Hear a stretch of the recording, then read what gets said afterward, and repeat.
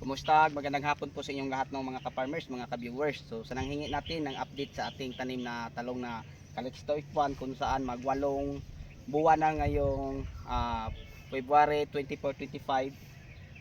Ito na po, no? So, dahil sa dami nating tinatrabaho o ginagawa dito sa farm kasi kaliwat ka na ang trabaho namin dahil sobrang init. Kagaya nito, mainit din.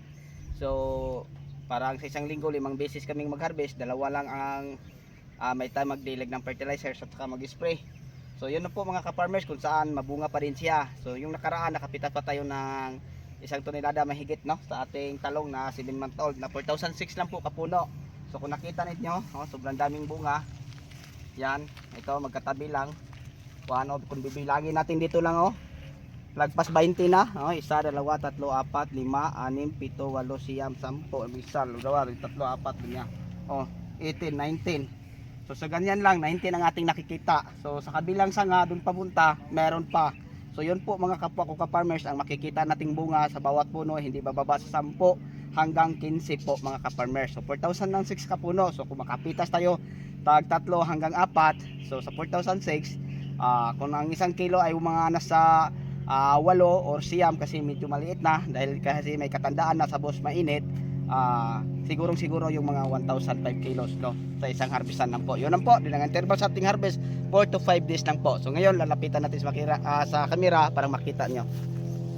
Ito yan, sobrang lang init mga ka-farmers, mga ka-viewers, pero kitang kita natin yung mga bunga. So yung mga nangingitim ay mga bunga po ng ating talong.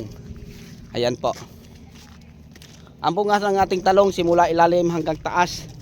Yan po mga ka-farmers, mga ka-viewers. Yan. So medyo mainit lang, no? Pero marami pa rin bunga. So ang ginagawa po ng mga kasamahan natin to sa farm araw-araw ay tinatalian na po ang mga sanga sa ating talong kasi sobrang tangkad na po, lagpas tao na. Yan. So pag magdilig tayo ng fertilizer, maluwang na po, hindi na po tayo mahirapang dumaan kasi nakatali na po ang mga sanga. Ayan po.